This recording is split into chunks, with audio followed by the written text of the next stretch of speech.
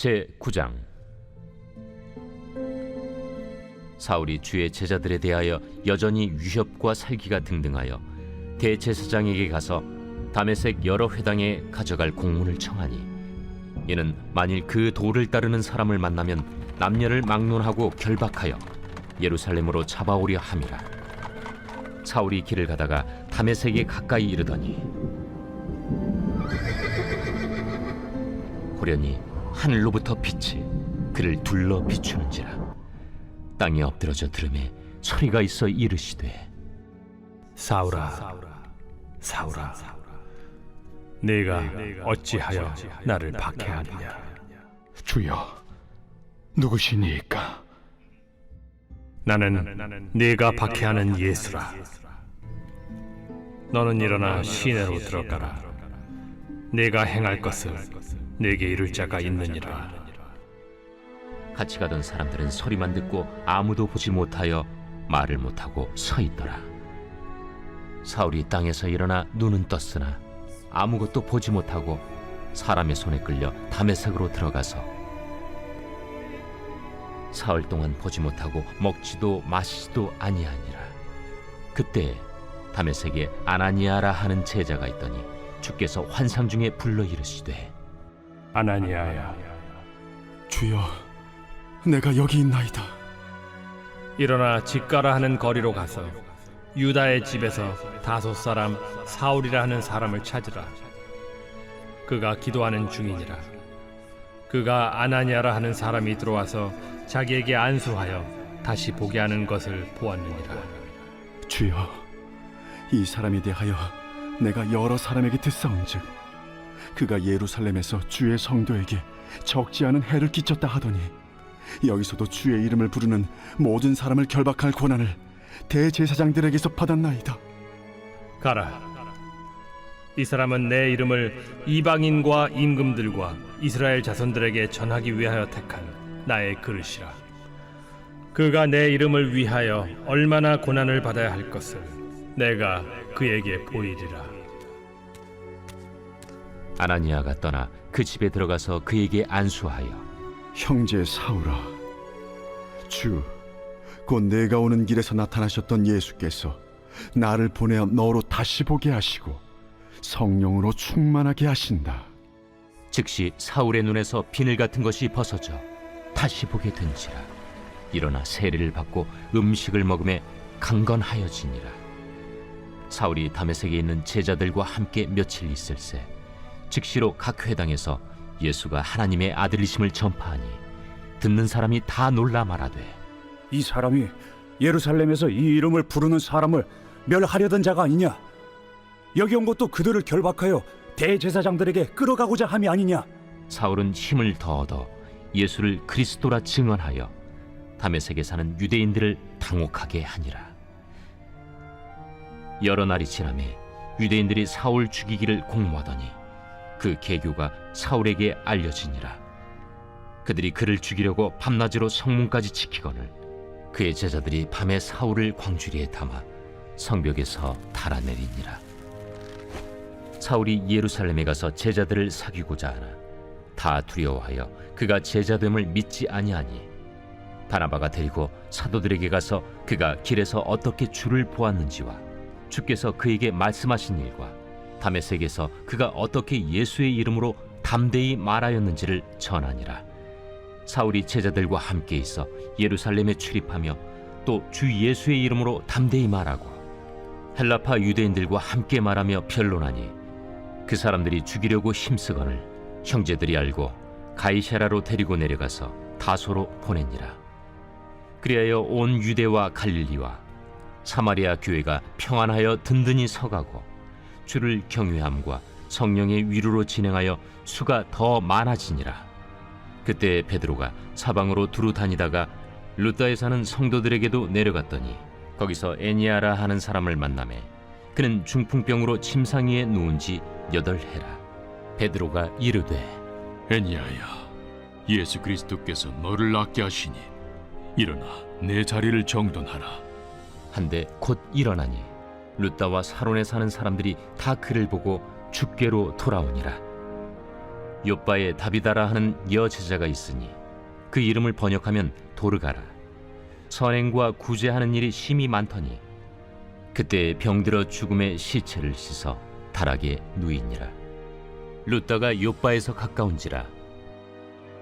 제자들이 베드로가 거기 있음을 듣고 두 사람을 보내어 지체 말고 와달라고 간청하여 베드로가 일어나 그들과 함께 가서 이르매 그들이 데리고 다락방에 올라가니 모든 과부가 베드로 곁에 서서 울며 도르가가 그들과 함께 있을 때에 지은 속옷과 겉옷을 다 내보이거늘 베드로가 사람을 다 내보내고 무릎을 꿇고 기도하고 돌이켜 시체를 향하여 이르되 다비다야, 일어나라. 그가 눈을 떠 베드로를 보고 일어나 앉는지라. 베드로가 손을 내밀어 일으키고 성도들과 과부들을 불러들여 그가 살아난 것을 보이니 온 욥바 사람이 알고 많은 사람이 주를 믿더라. 베드로가 욥바에 여러 날 있어 시몬이라 하는 무두장이의 집에서 머무니라.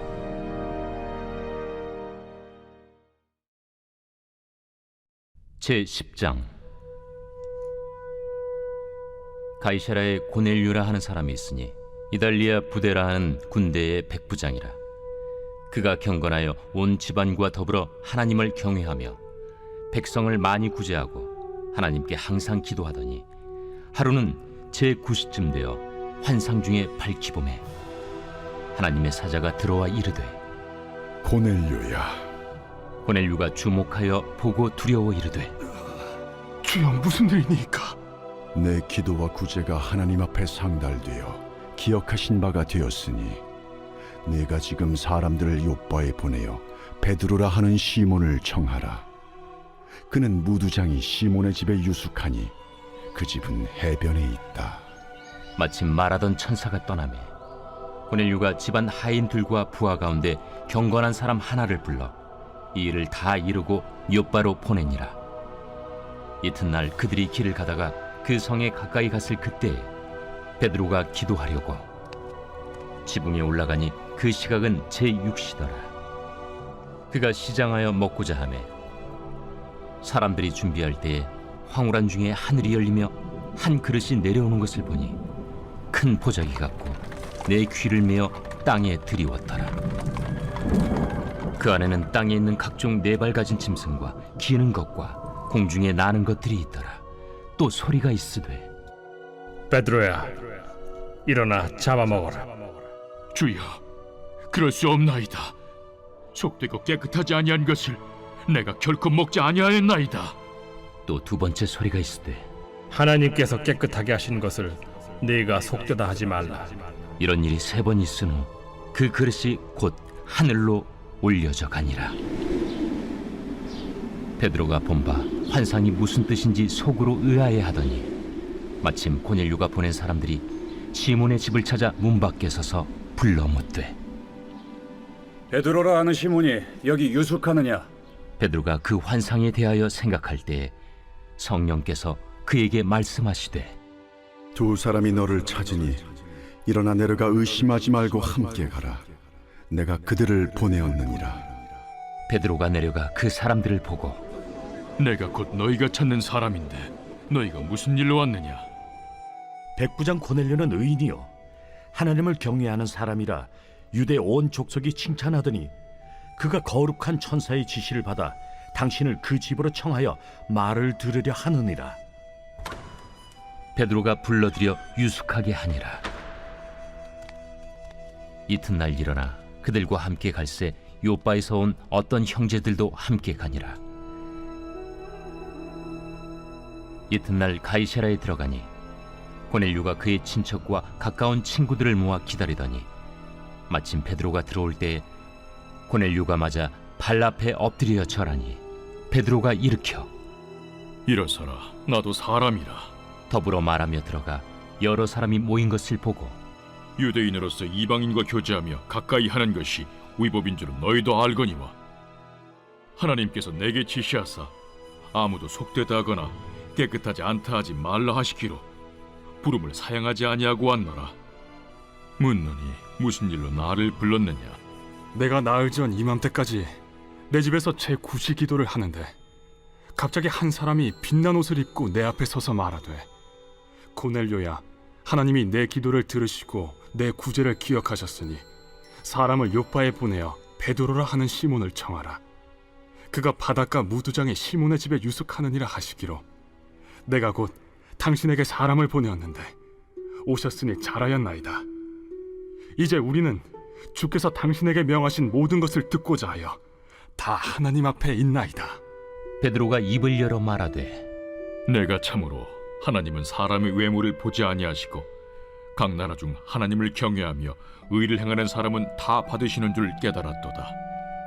만유의 주 되신 예수 그리스도로 말미암아 화평의 복음을 전하사 이스라엘 자손들에게 보내신 말씀, 곧 요한이 그 세례를 판포한 후에 갈릴리에서 시작하여 온 유대에 두루 전파된 그것을 너희도 알거니와, 하나님이 나사렛 예수에게 성령과 능력을 기름 붓듯 하셨음에 그가 두루 다니시며 선한 일을 행하시고 마귀에게 눌린 모든 사람을 고치셨으니 이는 하나님이 함께 하셨습니다.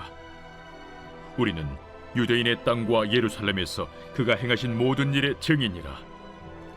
그를 그들이 나무에 달아 죽였으나 하나님이 사흘 만에 다시 살리사 나타내시되 모든 백성에게 하신 것이 아니요 오직 미리 택하신 증인 곧 죽은 자 가운데서 부활하신 후 그를 모시고 음식을 먹은 우리에게 하신 것이라.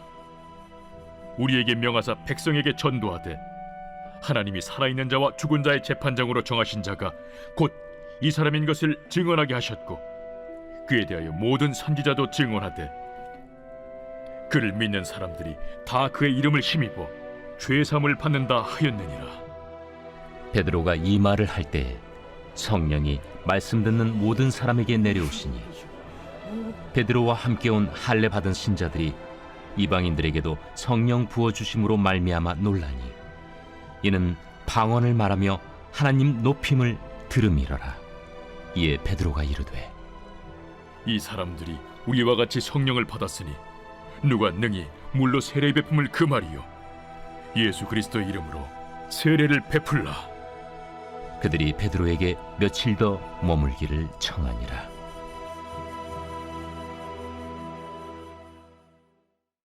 제8편 다윗의 시.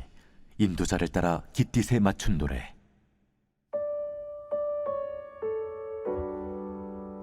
여호와 우리 주여, 주의 이름이 온 땅에 어찌 그리 아름다운지요. 주의 영광이 하늘을 덮었나이다. 주의 대적으로 말미암아 어린아이들과 젖먹이들의 입으로 권능을 세우시며 이는 원수들과 보복자들을 잠잠하게 하려 하심이니이다. 주의 손가락으로 만드신 주의 하늘과 주께서 베풀어 두신 달과 별들을 내가 보오니, 사람이 무엇이기에 주께서 그를 생각하시며 인자가 무엇이기에 주께서 그를 돌보시나이까.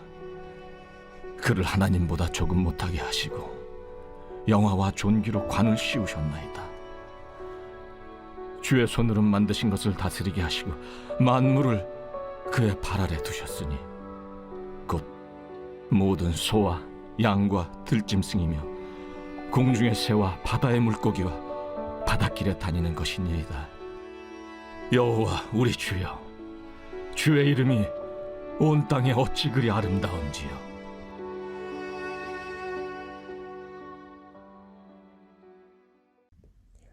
오늘 우리는 사도행전 9장 10장 말씀을 묵상해 보았습니다.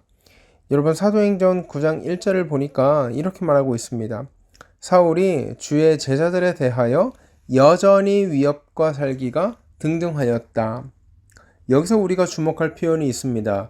여전히라는 단어입니다. 사도행전 8장에서 이미 사울은 스데반 집사를 돌로 쳐 죽였습니다. 그가 지목했고 또 여러 여론을 선동해서 예수 잘 믿는 스데반 집사를 선동하고 또 죽음에 이르게 한 것입니다. 그럼에도 불구하고 사울의 분노는 풀리지가 않았습니다. 그래서 여전히 위협과 살기가 등등하였다, 이렇게 성경은 표현하고 있고, 또 대제사장에게 가서 2절입니다. 다메섹 여러 회당에 가져갈 공문을 청하였다, 이렇게 말하고 있습니다. 근데 이 공문 내용이 뭐냐면 만일 그 도를 따르는 사람을 만나면 남녀를 막론하고 결박하여 예루살렘으로 잡아오려 함이라. 예수 믿는 사람이라면, 그리고 예수님을 따르는 사람이라면 누구든지, 남녀를 막론하고 그 누구든지, 어린아이, 노인 할 것 없이 누구든지 잡아오려고 대제사장께 공문을 요청한 것입니다. 그런데 3절부터 예수 그리스도께서 사울을 만나 주기 시작합니다. 사울이 길을 가다가 다메섹에 가까이 이르더니 호련히 하늘로부터 빛이 그를 둘러 비추는지라. 교회를 박해하고 교회를 핍박하던 사울에게 예수 그리스도께서 그를 만나 주신 것입니다. 그런데 여러분, 우리가 주목해야 할 표현이 있습니다. 4절 말씀입니다. 땅에 엎드러져 들음에 소리가 있어 이르시되 사울아 사울아 네가 어찌하여 나를 박해하느냐 하시거늘. 여러분, 좀 이상하지 않습니까? 사울은 예수님을 본 적이 없습니다. 예수님을 잡았던 사람도 아닙니다. 예수님을 십자가에 못 박았던 사람도 아니에요. 지금 그는 예수 믿는 사람들을 박해하고 있는 것입니다. 예수님을 따르는 교회를 박해하고 있는 것이거든요. 예수님을 박해한 적은 한 번도 없어요. 그런데 예수님은 이 사울의 박해를 어떻게 평가하시냐면 나를 박해했다고 평가하시더라는 것입니다. 여러분, 여기서 우리가 발견할 수 있는 중요한 진리가 무엇입니까? 예수님은 우리가 박해당하는 것을 바라보시면서 본인이 박해당하는 것처럼 가슴 아파하시더라는 거예요. 예수님은 우리가 고난 중에 있는 것과 우리가 핍박당하는 것을 본인이 고난 중에 있는 것과 본인이 핍박당하는 것처럼 동일시 여기더라는 거죠. 그래서 사울에게 직접적으로 박해를 당하지 않았음에도 불구하고 네가 어찌하여서 나를 박해하느냐 이렇게 꾸짖었던 것입니다. 여러분, 반대로 말하면요, 우리는 예수 그리스도의 얼굴이라는 것입니다. 우리의 행동을 바라보면서 예수님을 볼 수 있어야 한다는 것이지요. 오늘 예수님께서는 사울을 향해서 네가 어떻게 나를 박해할 수 있느냐 이렇게 꾸짖고 있다는 것입니다. 여러분, 그런데 그때부터 사건은 시작되었습니다. 그때부터 역사는 시작된 것입니다. 사울이 예수님을 만나고 난 후에 눈에 비늘 같은 것들이 생겨났습니다. 사흘 동안 먹지도 못하고 마시지도 못했다고 이렇게 말하고 있습니다. 하나님께서 아나니아라는 사람에게 사울에게 찾아가서 안수하라고 말씀하십니다. 아나니아는 그 말씀에 순종했고 17절에 이렇게 말하고 있습니다. 아나니아가 떠나 그 집에 들어가서 그에게 안수하여 이르되 형제 사울아 주 곧 네가 오는 길에서 나타나셨던 예수께서 나를 보내어 너로 다시 보게 하시고, 그 다음이 중요합니다. 성령으로 충만하게 하신다 하니 18절이요 즉시 사울의 눈에서 비늘 같은 것이 벗겨져 다시 보게 된지라. 여러분, 이거 참 재밌지 않습니까? 예수님을 만나고요, 우리가 새 사람이 된다는 건 무엇입니까? 세상을 바라보던 가치관이 닫혀지고 눈에 있는 비늘 같은 것들이 벗겨짐으로 말미암아 새로운 시각, 새로운 가치관, 새로운 생각으로 세상을 다시 바라보는 것, 이것이 예수 믿는 사람들의 특징 아니겠습니까? 오늘 사울이요, 9장 1절에서 사울을 설명할 때 주의 제자들에 대하여 여전히 위협과 살기가 등등한 사람으로 묘사되고 있지만, 그가 다메섹에서 빛 대신 주로 오신 예수 그리스도를 만나고 눈에 있는 비닐이 벗겨짐으로 그가 어떻게 됐습니까? 성령 충만한 사람이 되었다고 이야기를 하고 있는 것입니다. 17절 성령으로 충만하게 하신다 하니, 그러니까 예수 만난다는 거는요, 단순하게 내가 교회에 가는 것, 내가 헌금을 하는 것, 이것을 이야기하는 것이 아니라 이전에 내가 사용하던 가치관, 이전에 내가 생각하던 것들, 예수 알기 전에 이전에 내가 옳다고 여겼던 진리들, 그 모든 것이 배설물로 여겨지고 또 세상을 바라보는 눈이 닫혀져서 새로운 시각으로 세상을 바라보게 되는 것. 예수님이 좋아하는 것들을 바라보고 예수님이 좋아하는 것들을 생각하고 예수님이 시선이 머무는 곳에 내 시선이 가 있고 예수님의 마음이 있는 곳에 내 마음이 가 있는 것, 그렇게 변화하는 것, 이것이 예수 믿는 사람의 특징 아니겠습니까? 또 예수 믿는 사람이다라고 할 때 마땅히 우리가 살아내야 할 삶의 특징 아니겠습니까? 그런 관점에서 본다면 저와 여러분 이 말씀 앞에서 겸손하게 자기를 점검하기 원합니다. 나는 예수님 만나고 세상을 바라보는 시각이 바뀌었는가? 이전처럼 똑같이 욕심내고 나만을 위해서 살아가고 온 세상의 관심과 온 세상의 포커스가 나의 만족과 나의 유익을 위해서만 살아가고 있진 않은가? 우리 이 말씀 앞에 스스로 한번 점검해 봐야 된다고 생각합니다. 사울은 예수 그리스도를 만나고서 완전하게 변화됐습니다. 새로운 생각과 새로운 가치관으로 세상을 바라보게 되었습니다. 여러분, 그런데 이러한 변화를 두려워하는 사람들이 있었습니다.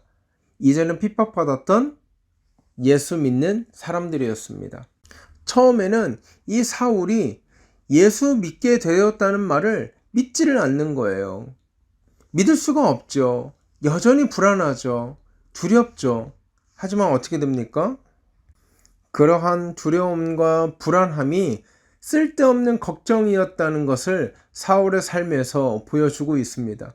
그는 주의 복음을 위해서 그 누구보다 헌신한 사람이었고 하나님 나라에 있어서 사울만큼 열정적으로 쓰임받은 사람은 없을 것입니다. 하나님의 일하심은 이런 것입니다. 9장 1절에서 사울을 묘사할 때 살기가 등등했다고 묘사했는데 한 장 채 지나지 않아서 성령으로 충만했다고 말하니 하나님의 일하심은 이렇게 놀라운 것입니다. 보잘것없고 걸리적거리고 주의 복음에 아무런 도움이 될 것 같지 않은 사람도 하나님께서 만지시고 하나님께서 다듬으시면 그가 하나님 나라와 복음을 위해서 아름답게 쓰임 받는 것입니다. 사랑하는 여러분, 우리 자녀들 바라볼 때 어떡하나, 쟤 나중에 뭐가 되려고 하나, 여러분 이런 시각으로 우리 자녀들을 바라보지 마십시오. 성령께서 주시는 마음으로 눈에 있는 비닐이 벗겨짐으로 말미암아 하나님이 우리 자녀들에게 행하실 새 일을 기대하며 우리 자녀들을 들어 사용하실 하나님을 새로운 시각으로 바라보며 믿음으로 순종하며 이 자녀를 위해서 기도하며 살아가는 우리 부모 되길 바랍니다. 또 막막한 상황 가운데 하나님, 이거 끝났어요. 이거 절망적입니다. 여기서 무슨 소망이 있겠습니까? 아닙니다. 하나님께서 하시면 사울 같은 인생도 복음에 합당한 사람이 될 수 있는 겁니다. 우리의 상황이 아무리 절망적이고 우리의 상황이 하나님의 일을 할 수 없을 것 같은 도무지 소망이 안 보이는 상황이라 할지라도 하나님은 마른 뼈 같은 우리를 사용하셔서 너무나 놀랍고 멋지게 주의 복음을 위해서 헌신하도록 일꾼으로 세우실 것입니다. 그 하나님을 기대하며 찬양하며 오늘 하루도 힘차게 살아가는 저와 여러분 되기를 주의 이름으로 소원합니다. 하나님, 은혜를 감사합니다. 사울 같은 인생도 하나님 사용하시고 만나주시고 품으시니 그가 주의 복음을 위해서 얼마나 귀하게 사용받았습니까? 하나님, 우리가 그런 사람 되기 원합니다. 우리 자녀가 그런 사람 되기 원합니다. 하나님께서 사용하시고 만지시고 들어 쓰시는 사람 되기 원하오니 주여 함께하여 주시옵소서. 감사하며 거룩하신 우리 주 예수 그리스도 이름으로 기도하옵나이다. 아멘. 여러분, 이 시간 기도하실 때 우리 수험생, 우리 자녀들 위해서 기도했으면 좋겠습니다. 하나님, 우리 지금은 우리 아이들이 하나님께 어떻게 쓰임받을지 도무지 알지 못하고 한 치 앞도 보이지 않는 캄캄한 상황이지만 우리 부모보다 우리 자녀를 더 잘 아시고 더 맞는 길과 더 좋은 길을 인도하실 하나님께서 이 아이들을 인도하여 주시옵소서. 그저 수능 잘 보게 해달라는 그런 기도하고 끝나는 부모 되지 않도록 하시고 우리가 되지 않도록 하시고 이 아이의 인생까지 하나님 앞에 맡겨드릴 수 있는 믿음의 부모 될 수 있도록 인도하여 주시옵소서. 이렇게 기도했으면 좋겠습니다. 우리 기도하고요.